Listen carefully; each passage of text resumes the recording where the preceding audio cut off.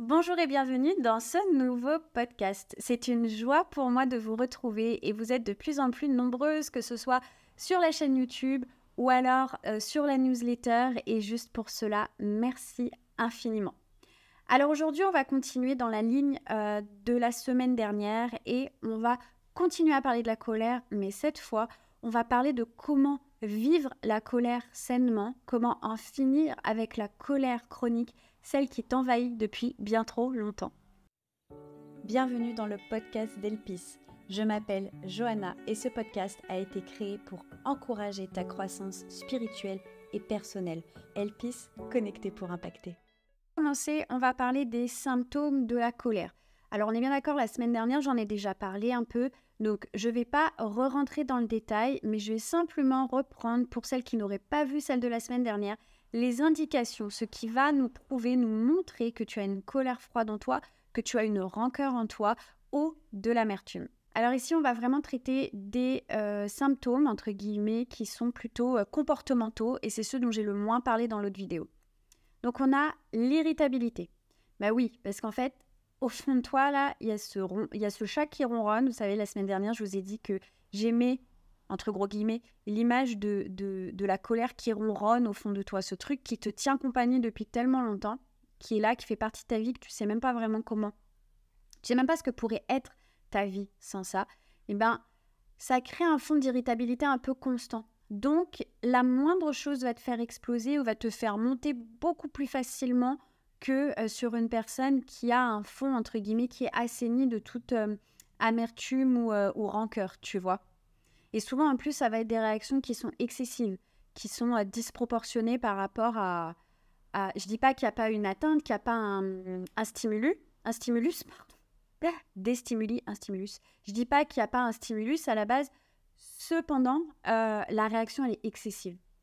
L'autre chose, ça va être l'agressivité verbale ou physique. Et je vous ai partagé mon témoignage, je vous ai dit que pendant longtemps, j'étais une personne en colère.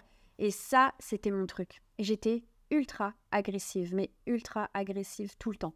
Et en fait, c'était pas de ma faute, dans le sens où ça faisait partie de moi, en fait. Donc, ça venait colorer mes interactions, mais même dans mon humour, je pouvais être agressive. C'était vraiment... Voilà, c'était assez particulier.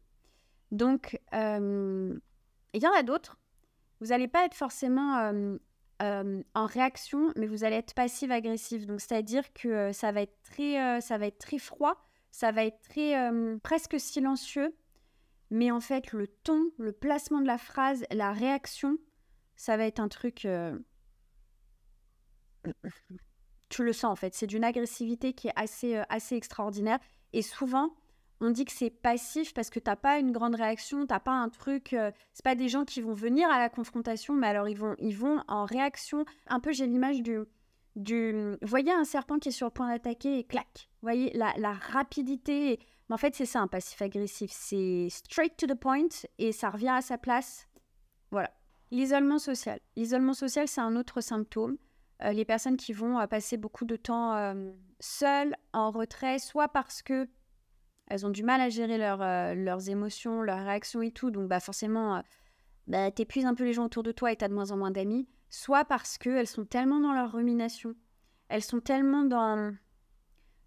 Parce que souvent, la colère étant basée, comme j'ai pu vous l'expliquer, sur des blessures, l'état de colère, c'est-à-dire vraiment la colère constante. Je ne parle pas de vivre un épisode de colère, et là, je vous invite à regarder la vidéo de la semaine dernière.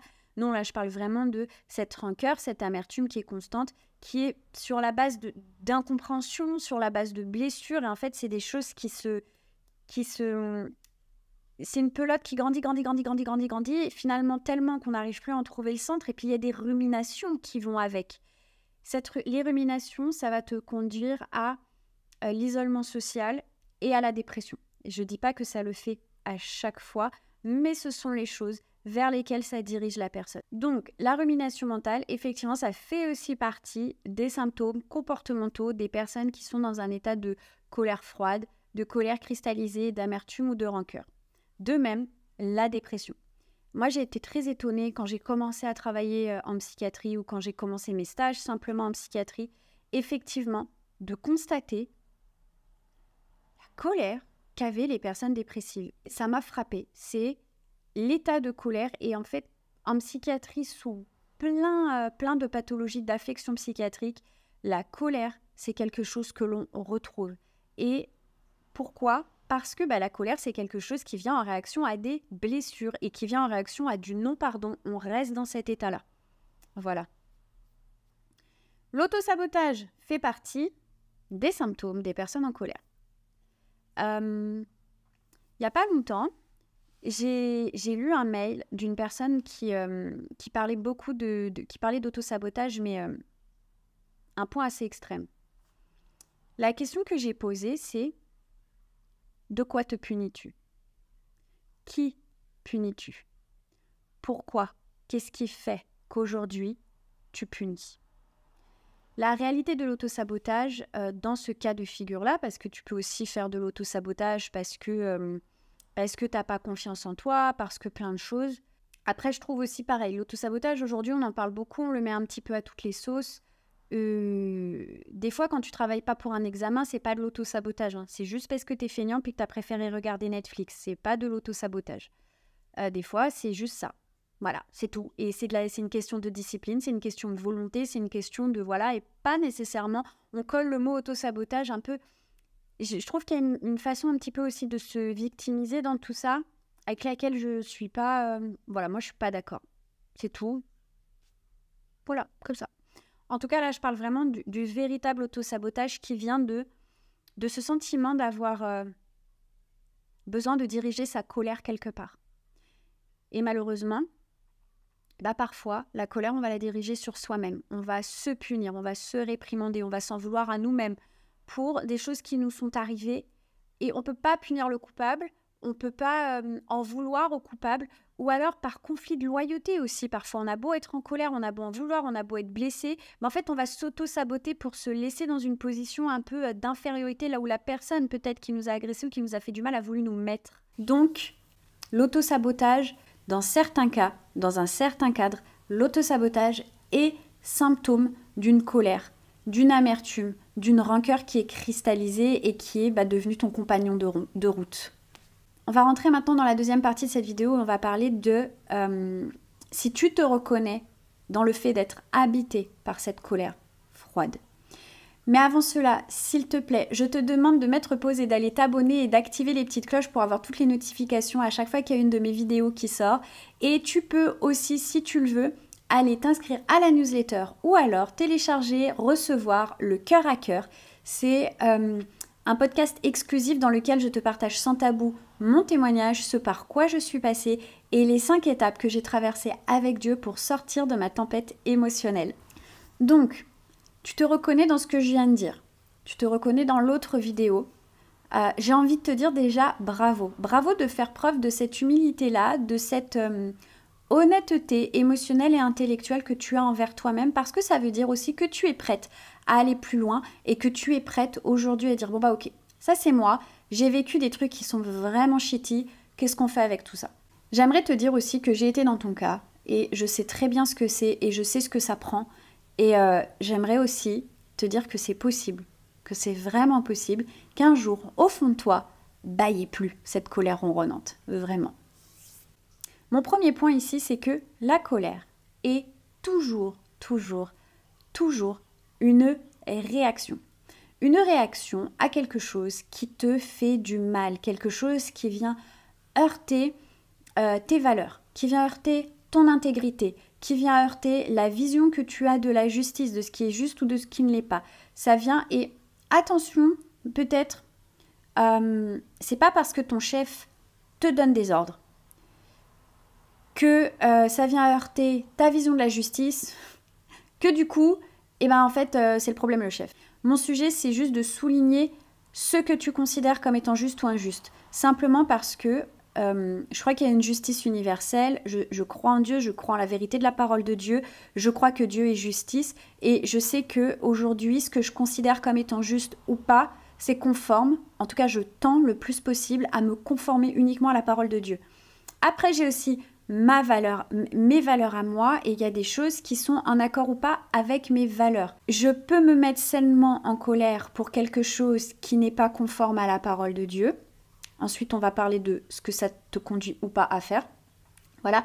Par contre, je suis beaucoup plus prudente sur ce qui me met en colère par rapport à ma propre justice à moi et mon propre référentiel. Parce que je suis humaine et des fois, je me mets encore en colère ou je me fâche sur des trucs où, ben non. En fait, là, Jo, c'est vraiment à toi de prendre du recul là-dessus parce que pour le coup, c'est pas à toi de poser un jugement et de ressentir une quelconque émotion vis-à-vis de ça. Ce qui t'a fait du mal, c'est ce qui vient peut-être, si on remonte la pelote de laine et qu'on commence vraiment à la base, c'est le nom de ta colère. C'est le nom de ces premières choses, de ces premières blessures qui sont venues, peut-être dans l'enfance, peut-être pas, c'est pas obligatoire, et qui sont venues à l'origine semer ces graines-là dans ta vie. Donc j'aimerais te proposer un exercice et j'aimerais t'inviter à fermer les yeux. J'aimerais t'inviter à fermer les yeux et à imaginer ta colère. Alors, il y en a qui vous disent, c'est beaucoup trop New Age pour moi. Faites-le, on ne sait jamais. Ta colère, en fait, elle est comme un énorme sac. C'est un sac qui est bien trop lourd pour toi. Et ce sac, je vais t'inviter à le prendre et à te visualiser vraiment en train de le retirer de tes épaules pour le poser. Tu le poses à côté de toi et je vais t'inviter à t'imaginer ouvrir ce sac. Ouvre ce sac. Qu'est-ce qu'il y a dans ce sac? Qu'est-ce que tu vois dans ce sac? Quelle odeur ça a? Quelle forme est-ce que ça a? Est-ce que ça a le visage de quelqu'un? Est-ce que ça a le nom d'une situation? Est-ce que ça a la forme d'un de tes complexes? Est-ce que ça a l'odeur d'une de tes émotions refoulées qui s'est transformée en colère avec le temps? Je vais t'inviter à ouvrir les yeux maintenant et puis tu vas pouvoir prendre un papier et un stylo et nommer toutes ces choses. Si tu as besoin, mets pause sur cette vidéo, mets pause sur ce podcast et fais-le maintenant. Si tu es au volant de la voiture, évite. Ceci dit, si tu es chez toi, voilà, que tu es posé, prends le temps de noter tout ça. Prends le temps. Prends le temps de refaire l'exercice aussi peut-être en étant plus intentionnel parce que là, tu es peut-être un peu surprise. Prends le temps de faire l'exercice en étant vraiment intentionnel et de te poser là-dessus. On remarque dans la parole de Dieu, souvent le Seigneur invite à noter. Il invite soit à prononcer des choses pour donner vie à ces choses, soit il va inviter à noter la vision comme on peut le lire dans Habakkuk. Quand Dieu demande de noter, c'est parce qu'il y a quelque chose d'officiel, il y a quelque chose qui prend place dans le fait d'écrire, dans le fait de rendre réelles les choses. Et des fois, c'est même un pas de foi. Peut-être que là, tu vas prendre ton stylo, tu vas noter tout ce que tu as pu voir là dans ton exercice de visualisation et ça va te faire avancer. C'est pas magique, mais ça peut être un pas de foi de dire « Ok, c'est aujourd'hui, je commence ». Maintenant que tu as établi cette liste, de nouveau, mets pause sur cette vidéo ou reprends un temps un peu plus tard, enfin voilà. Mais je vais t'inviter à évaluer les conséquences. Donc tu as vu peut-être le complexe, l'émotion, la blessure, la situation, la personne. Tout ça là qui compose ta colère. Je voudrais que tu évalues les conséquences de cette colère dans ta vie. Et peut-être même de la blessure. Évalue les conséquences dans ta vie relationnelles, les conséquences spirituelles, les conséquences physiques. Je vais juste faire une pause sur les conséquences spirituelles parce que je m'aperçois que je ne l'ai pas assez développé. Le Seigneur nous dit, dans sa parole, de ne pas se mettre injustement en colère contre son frère. Ici, on n'est pas sur injustement en colère. De même, il est écrit « Ne te couche pas sur ta colère ». Et je pense que ce que ça veut dire, c'est « Ne va pas ruminer ta colère ». Moi, c'est l'analyse que j'en ai. On voit aussi Jésus qui se met en colère dans la Bible et qui va retourner les tables parce qu'il y a un réel enjeu autour de ce qui se passe et parce que on a le parvis des gentils, cet endroit pour les personnes qui ne sont pas converties, a été transformé en marché. Voilà. Grosso modo, c'était censé être un lieu pour les personnes pas converties pour qu'elles se sentent libres de venir au temple. C'est devenu le souk, le grand bazar. Donc là, ça ne va pas. C'est pour ça que Jésus s'énerve, c'est pour ça qu'il retourne les tables. L'idée ici, c'est de dire, que tu as le droit de vivre et de ressentir de la colère, que là où ça devient péché, c'est quand tu tombes dans quelque chose d'injuste. C'est pour ça que je disais, faites attention, ayons l'humilité de reconnaître quand quelque chose est de l'ordre de notre propre justice, de notre propre évaluation, ou quand réellement on est fâché sur les choses de Dieu. Et quand on est fâché sur les choses de Dieu, ça ne légitime pas qu'on aille pécher ou faire des trucs pas bien. Ça nous donne même pas l'autorisation. Non, ça n'a rien à voir. Ça devrait plutôt nous conduire dans les choses de Dieu, dans la justice de Dieu. Et la justice de Dieu, c'est au travers de l'amour, c'est au travers du fait de bénir les gens, c'est au travers de la prière, c'est pas au travers de prendre l'épée et de décider par soi-même de punir ou pas les gens. Ça, c'est pas de notre ressort. Il est aussi écrit, dans la prière du Notre Père, « Pardonne-nous nos offenses, comme nous pardonnons à ceux qui nous ont offensés. » Et Jésus va même un peu plus loin en disant, ben, oui, si tu pardonnes pas, alors pourquoi est-ce que ton Père qui est dans les cieux, il devrait le faire? Il y a un rapport avec la colère là-dedans. On n'a pas à pardonner des choses qui ne nous blessent pas et qui nous offensent pas et qui nous mettent pas en colère. Bah non, le pardon, justement, c'est ça en fait. C'est de dire, j'ai été blessé, je suis en colère, il y a quelque chose qui m'a heurté, mais je décide de faire grâce. Je vous invite à aller regarder la vidéo sur le pardon d'ailleurs, parce qu'il y a aussi beaucoup de mauvaises conceptions, de fausses croyances, de religiosité autour du pardon. Donc, si je suis en colère après quelqu'un, et si quelque part, je veux me détourner de cette colère parce que pour X raisons, X mauvaises conceptions, enfin voilà, le fait est que tant que je suis en colère, ça veut dire que je n'ai pas pardonné. Je suis sûre de ça. Tant que je suis en colère, tant que je n'adresse pas cette colère, tant que je ne pardonne pas l'origine de la colère, ben en fait, je suis dans le non-pardon. Être dans le non-pardon, les amis, spirituellement parlant, c'est une chape de plomb entre l'Éternel et toi. Tu veux retenir le bras de Dieu dans ta vie, refuse de pardonner. Ça va se faire tout seul. Et ça, je pense qu'on le minimise énormément. Et c'est pas moi qui le dis, c'est Jésus lui-même en fait qui le dit. Donc c'est fort de comprendre que on a le droit de ressentir ce qu'on ressent. Par contre, ayons la maturité et l'honnêteté de dire ok, pourquoi je ressens ça et qu'est-ce que je fais avec ça. Voilà. Et le but, c'est surtout pas de dire, je sais pas, par exemple, j'ai mon chef qui me harcèle au travail ou ma chef qui me harcèle au travail, mais c'est pas grave, je pardonne et je prie. Non, mais tu as aussi le droit d'être triste, tu as aussi le droit d'être au bout du roule et tu as aussi le droit d'aller déchirer ton cœur auprès de Dieu pour ça, tu vois. Mais ta responsabilité, c'est de surtout ne pas mettre le couvert sur ce genre de choses.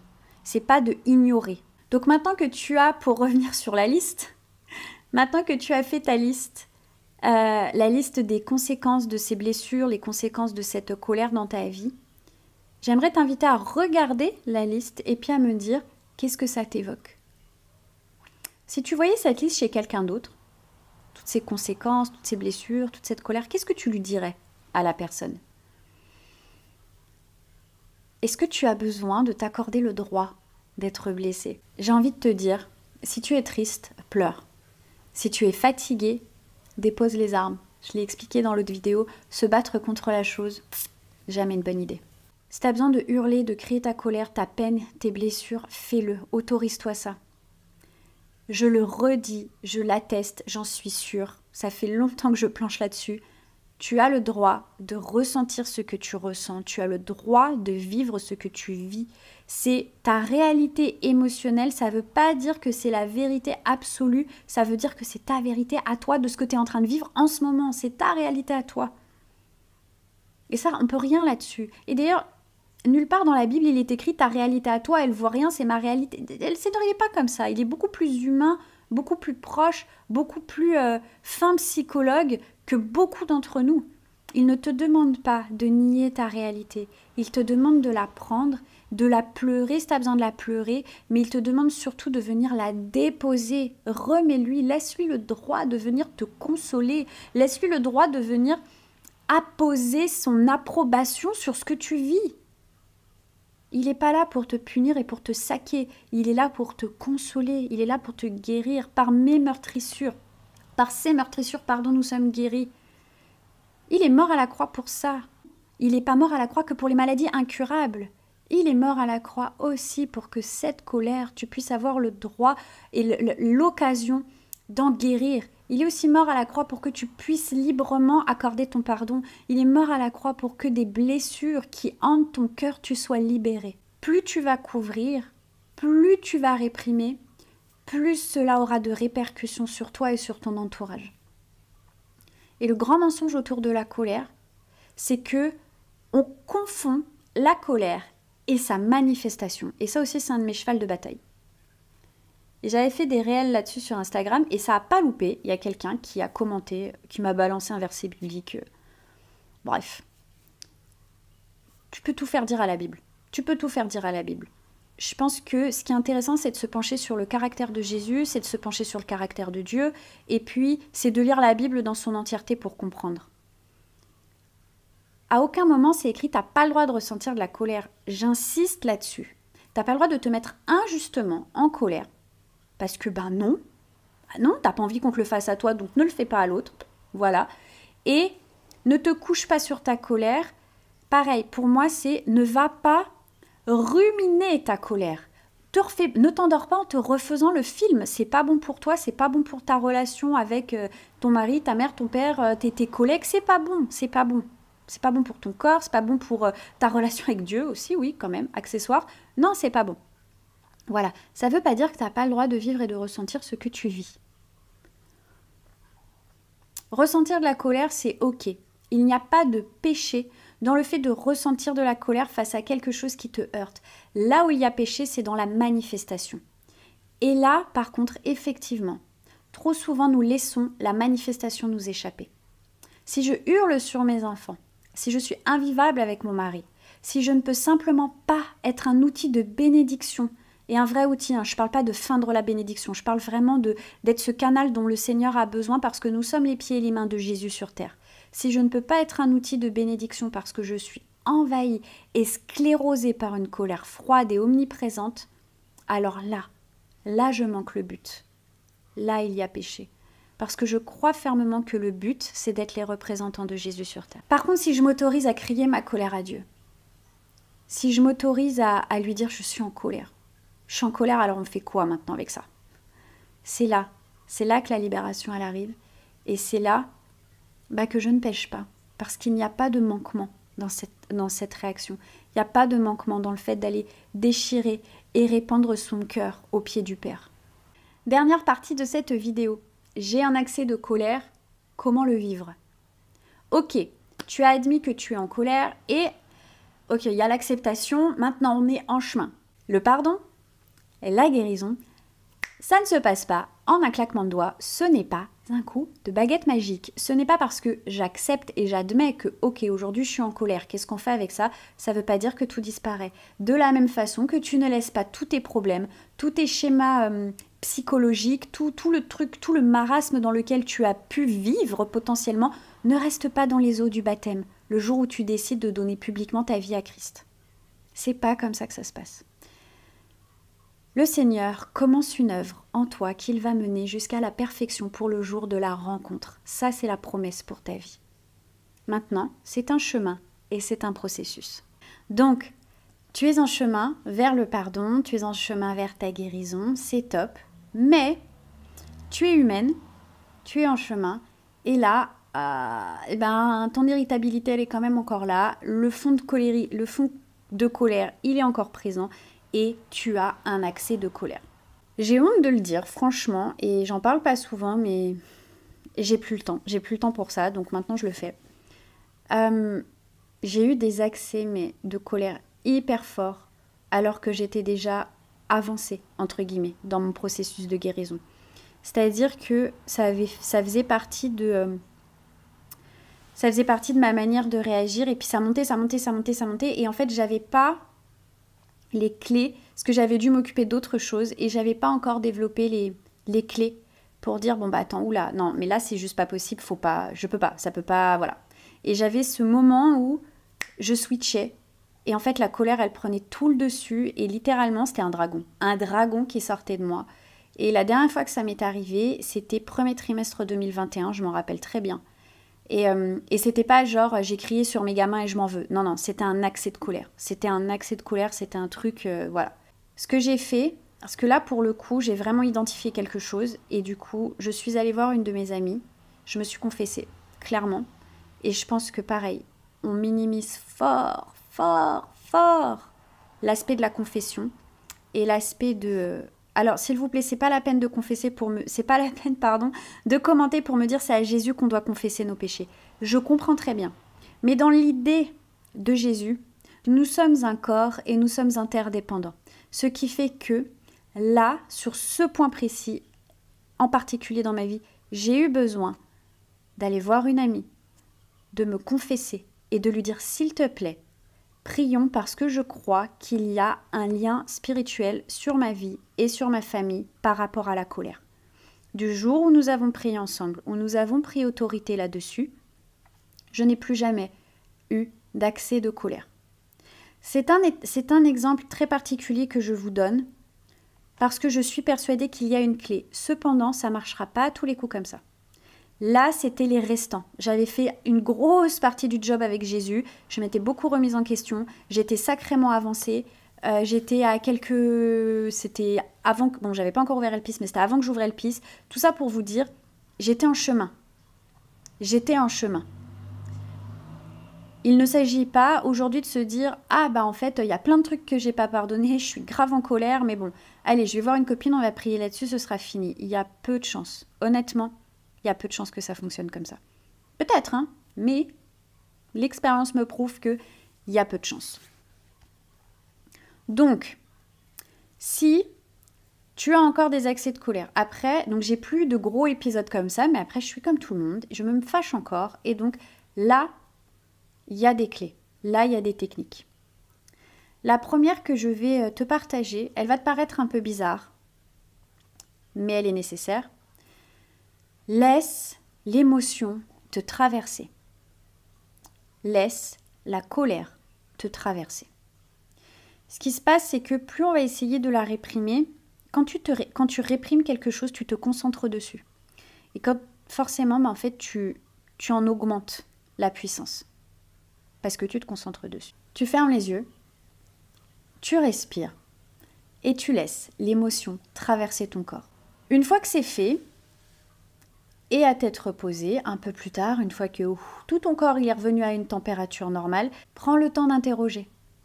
Prends le temps d'interroger ta colère. Et tu peux même prier. Vraiment, mais ne minimisons pas. Dieu ne détourne jamais son regard. Le Saint-Esprit, il disparaît. Je ne sais pas d'où ça vient, là, cette histoire que le Saint-Esprit, il est plus sur nous selon ce qu'on fait. Mon ami, Saint-Esprit est en toi quoi qu'il arrive. Ce qui se passe, c'est qu'il y a des moments, il est avec toi, il est bien. Ce qui se passe, il y a des moments, il est triste. Mais il s'en va pas. Donc, prie et demande à Dieu. Pourquoi est-ce que ça m'a mis en colère? Qu'est-ce qui s'est passé? Qu'est-ce que c'est venu toucher? Montre-moi. Et tu peux même parler à ton âme. David parlait à son âme. On le voit à plein de reprises dans les psaumes. Pourquoi t'as battu mon âme? Tu peux même demander à ton âme, mais qu'est-ce qui s'est passé? Qu'est-ce qui s'est passé? Pourquoi ça a été si fort? Quel est le fond du problème?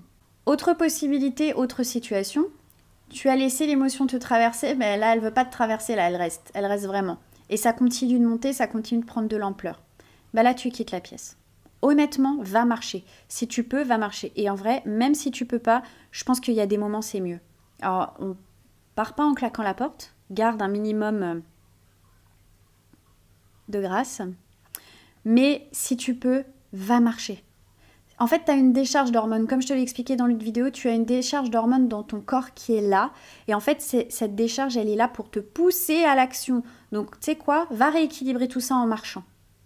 Pour ça, il y en a, ils tapent dans un sac. Bah oui, mais c'est pas parce qu'ils sont violents. C'est parce qu'en fait, il faut évacuer cette décharge d'énergie.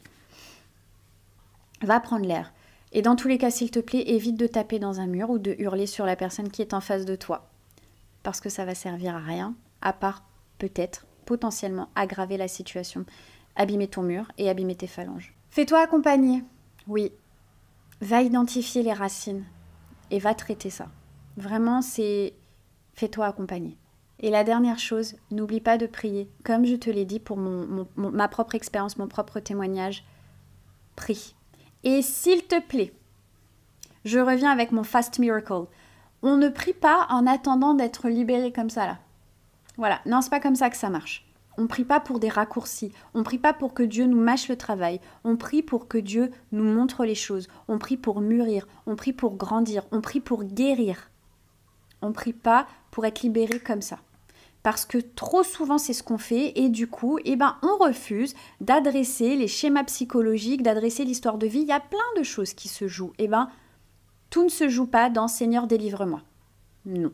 Des fois, souvent, ça va passer par va te faire accompagner, renseigne-toi, nourris-toi de choses différentes pour comprendre ce qui se passe. Prends un vis-à-vis. Voilà pour cet épisode sur comment vivre sa colère sainement. Dis-moi en commentaire ce que tu en as pensé, j'ai vraiment envie d'avoir vos retours, est-ce que ça vous montre des choses? N'hésite pas encore une fois à t'abonner à la chaîne et on se retrouve la semaine prochaine. Merci d'avoir écouté ce podcast jusqu'au bout, je suis sûre qu'il t'aura parlé.